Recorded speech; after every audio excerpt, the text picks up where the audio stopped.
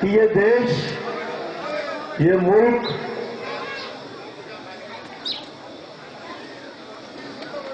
इस देश को बड़ी मुश्किल से आजादी मिली। अंग्रेजों की हुकूमत थी यहां पर 300 सालों तक। छोटे मोटे पीरियड के लिए नहीं, बहुत लंबे पीरियड के लिए उनकी हुकूमत थी। बाकी तो जो लोग यहां उनके पहले हुकूमत करते थे वो तो यहां पे आके बस गए थे। वो यहीं से पैसे लेते थे और यहीं की तरक्की करते थे। पर अंग्रेज एक ऐसी कौम थी, वो आके यहां बसे नहीं। वो 5,000 किलोमीटर दूर से, 7,000 किलोमीटर दूर से लंदन से बैठ के यहां हुकूमत करते थे और यहां से पूरा हिंदुस्तान से पूरा पैसा ले जाने का काम, यहां की दौलत ले जाने का काम ये इंग्लैंड में बैठे हुए लोग, और 70 देश उनके गुलाम थे। खाली हिंदुस्तान नहीं, 70 अपने जैसी कंट्रीज थी वो अंग्रेजों की गुलाम थी। और उससे आजादी लेना बिना जंग के, बिना लड़ाई लड़े, बिना किसी तलवार और बंदूक से लड़ाई लड़े उनसे हिंदुस्तान को आजाद करवाना, ये कोई छोटा मोटा काम नहीं था। जो शिवाजी महाराज से, राणा प्रताप से, बड़े बड़े हमारे बहादुरों से उन्होंने जंग लड़ी पर उनको कामयाबी नहीं मिली, वो कामयाबी महात्मा गांधी को मिली। और गांधी गुजरात में पैदा हुए, उन्होंने इस मुल्क को आजाद करवाया, अंग्रेजों से छुट्टी दिलवाई और ये मुल्क आजाद हुआ। आजादी के बाद एक गांधी जी के सब लोगों को लेकर चलने वाले विचारों के साथ कुछ लोग चले और कुछ लोगों को गांधी का विचार पसंद नहीं आया। उन्होंने गांधी जी की हत्या तक करने का काम हुआ। ये आपसे मेरे से छुपा हुआ नहीं। तो ये हिंदुस्तान में पिछले 40-50 साल से, 60 साल से व्यक्तियों की लड़ाई नहीं हो रही, कोई आदमियों की लड़ाई नहीं हो रही, कोई किसी से किसी की दुश्मनी नहीं है, पर विचारों की लड़ाई इस मुल्क में पिछले 50-60 साल से जारी है। एक विचार है जो गांधी जी के लाइन को, उनके विचारों को लेकर चल रहा है, उनकी पार्टी जिसने आजादी दिलाई, कांग्रेस, एक उसका विचार है। और जिन लोगों ने गांधी की जान ली, नाथूराम गोडसे को साथ देने वाले लोग, इसी नागपुर शहर से जो नफरत फैलाई गई थी, एक वो विचार हिंदुस्तान में काम करता है अपने अपने तरीके से। विचारों की लड़ाई है। इस शहर की एक खासियत है कि नागपुर शहर में भले ही कभी मेरठ में दंगा हुआ हो, कभी लखनऊ में कोई फसाद हुआ हो, कभी हैदराबाद में कोई घटना हुई हो, पर नागपुर कभी भी हिंदुस्तान की सुर्खियों में नहीं आता फसादों के लिए, दंगों के लिए। यहां बाबा ताज का, इस शहर में यहां के रहने वाले लोगों का, इन सब लोगों का एक ऐसा माहौल है, यहां के बुजुर्गों का। हमारी तीसरी पीढ़ी आ गई नागपुर में, जो पुराने बुजुर्ग, जो रहने वाले लोग आपस में इतनी मोहब्बत और भाईचारे के साथ यहां पर रहे। नहीं तो कुछ शहरों में थोड़ी सी घटना हो जाए एकदम माहौल खराब हो जाता है। इधर का आदमी ये बस्ती का वो बस्ती में नहीं जा पाता। पर इस शहर में हमको ये माहौल कभी ऊपर वाले की मेहरबानी से और यहां के लोगों की समझदारी से कभी यहां पर माहौल खराब नहीं हुआ। तरक्की तो जो होना है वो होगी। मुक्तमार जी ने बहुत सी बातें बताई, आपको भी मालूम है कि नागपुर शहर कहां से शुरू हुआ और कहां पे आके आज खड़ा हुआ। आज हमारे मेहमान लोग आते हैं, जब इस शहर में घूमते हैं तो वो बोलते हैं कि ये शहर जबलपुर, भोपाल, रायपुर, बहुत से आजू बाजू में शहर हैं, और नागपुर के रोड, नागपुर के फ्लाईओवर्स, नागपुर की एक अपनी शान। जब हमारे रिश्तेदार आके तारीफ करते हैं तब हमारी समझ में आता है हम किस शहर में रह रहे। अभी मेट्रो रेलवे का सोनिया गांधी और मनमोहन जी ने मंजूर किया है, वो भी यहां शुरू हो जाएगी। अलग ढंग से ये पूरा शहर तरक्की की ओर जा रहा। गडकरी साहब ने एक सीताबर्डी में फ्लाईओवर बनाया था और उनका बहुत बाजा गाजा हुआ कि बर्डी के अंदर एक ब्रिज बन गया। हम लोगों की जवानी जंग नहीं है, हम लोग कोई भाषणों में आपस में झगड़ा नहीं करते, हम काम से आपस में स्पर्धा करते हैं। भाई तुमने एक ब्रिज बनाया, हम 12 ब्रिज बनाते हैं। कांग्रेस ने यहां 14 ब्रिज बना दी। हमारी लड़ाई, आप एक काम करो, हम 10 काम करके दिखाएंगे, क्योंकि जनता के दिल में अगर बैठना है तो कोई दूसरा तरीका नहीं है खिदमत के सिवाय। कोई भी इंसान किसी का प्रेम और मोहब्बत नहीं जीत सकता। मोहब्बत और प्रेम किसी मार्केट में नहीं बिकता, किसी दुकान में नहीं मिलता, ये खिदमत से पैदा होता है। ये मोहब्बत जो पैदा होती है, ये डेवलपमेंट से, विकास से, तरक्की से पैदा होती है और इंसान उसके साथ जुड़ता है। तो इस शहर की जो हम लोगों की जो आपस में स्पर्धा होती है बीजेपी के साथ, वो काम की स्पर्धा होती है। पूर्व नागपुर के अंदर आपके इलाके से जुड़े हुए इलाके में अभी शांतिनगर में हम लोगों ने 21 करोड़ की 3 पानी की टांकियां आज वहां पे बन रही है।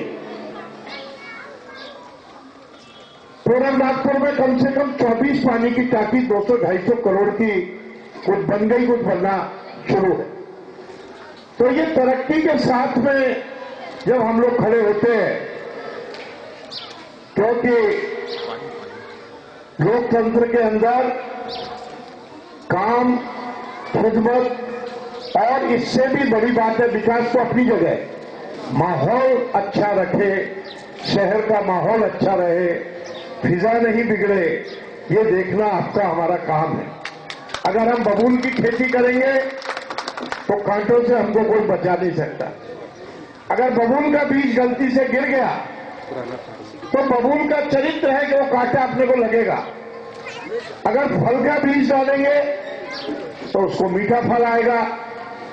आम के पेड़ के अंदर कांटे नहीं निकलेंगे और बबूल के पेड़ में कभी आम नहीं लगेंगे। ये कुदरत का नियम है।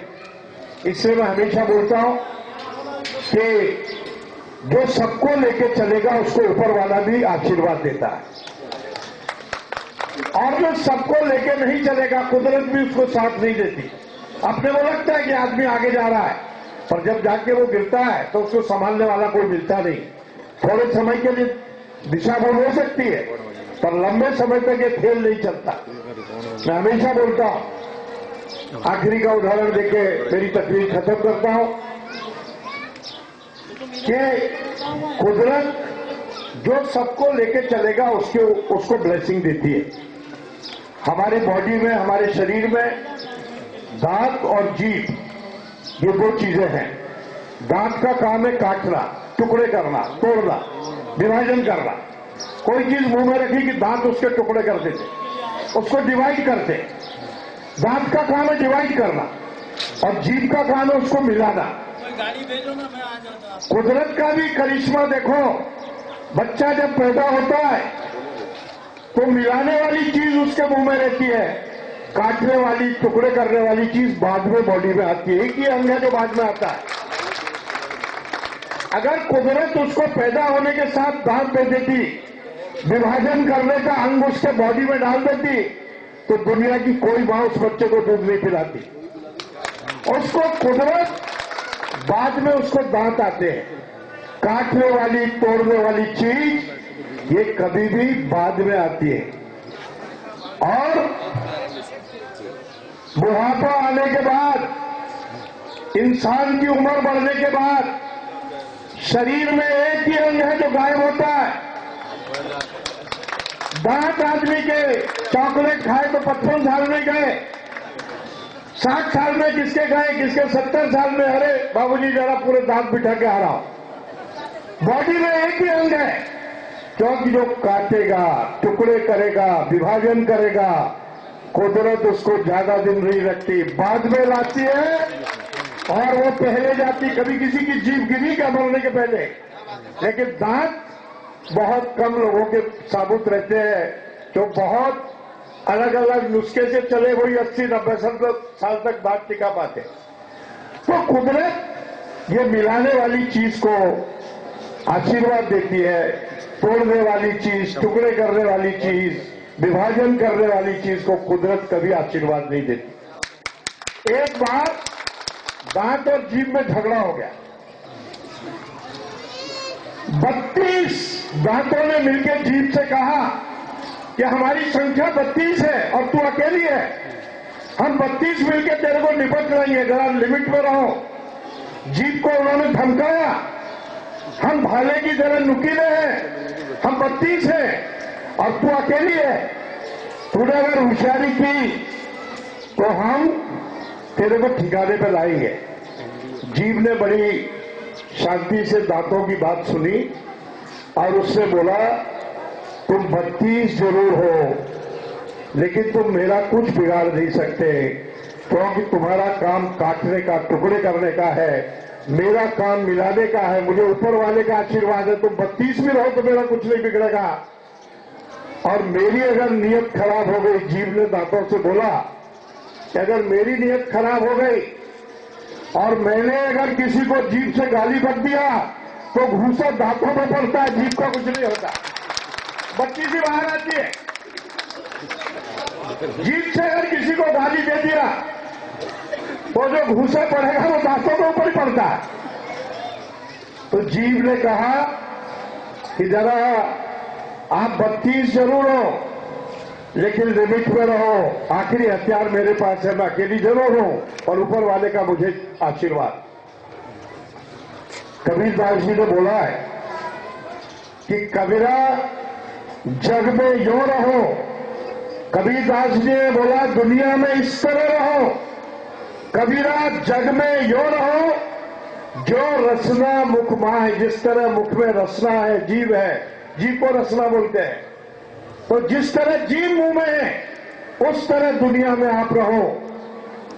हम लोग खाने के अंदर में 25-50 ग्राम तेल रोज हमारे खाने में, सब्जी में जो भी खाते हैं उसमें जाता है, घी खाते हैं हम लोग, पर दांतों को रोज पेस्ट करना पड़ता है, मंजन करना पड़ता है, पर जीभ को कभी साबुन या शैम्पू से धोते हुए पन्ने नहीं देखा। तो कबीरा जग में यो रहो ज्यो रसना मुख माए, खाती घी और तेल नित फिर भी चिकनी ना, उसको घी और तेल जीभ को चिकटता नहीं। आप दुनिया में रहो गलत विचार, क्योंकि घी और तेल से ही अपने को डायबिटीज होती है, कोलेस्ट्रॉल होता है, हार्ट अटैक आता है, जितनी बीमारी की जड़ है वो ये चिकनी चीजें हैं, ये जीभ को नहीं लगती। तो जो गलत विचार है समाज में वो अपने आंख को लगने मत दो, सुनो एक कान से पर उसको चिटकने मत दो, जीभ की तरह रहो। जिस तरह जीभ को घी और तेल नहीं चिटकता, उसी तरह गलत विचार, समाज के खिलाफ के विचार, लोगों की मोहब्बत और एकता को तोड़ने वाले विचार, समाज को बांटने वाले विचार आप सुनो पर उसका असर अपने ऊपर मत होने दो। तो दुनिया में ऊपर वाले का भी आपको आशीर्वाद मिलेगा और लोगों का भी मोहब्बत मिलेगी। और कुदरत का करिश्मा देखो, जिसको कुदरत जहर देती है उसकी जीभ काट देती है। सांप की जीभ कटी हुई है, छिपकली की जीभ कटी हुई है, कुदरत ने जिसको जहर दिया उसकी जीभ काट दिया है। तुम्हारी मेरी जीभ कटी नहीं हुई, तुमको मुझे कुदरत ने अमृत दिया है और उसकी वर्षा करो। जहर मत बोलो इस जीभ से, इस जीभ को अमृत वर्षा करो। हमारी आपकी सांप और छिपकली की तरह जीभ कटी हुई नहीं, ऊपर वाले ने हमको अच्छी जीभ दिया है, इसको लोगों की मोहब्बत के लिए वापरो, लोगों से एकता के लिए, लोगों के साथ एक प्रेम मोहब्बत के लिए ये काम चलने दो। तो इससे अमृत वर्षा करो और जो अमृत वर्षा करेगा वही समाज के अंदर ज्यादा दिन चलेगा। नागपुर का माहौल अच्छा रहे, दांत कौन है, जीभ कौन है, ये पहचानने का काम करो। इतना ही बोल के मेरा भाषण खत्म करता हूं। धन्यवाद। जय हिंद।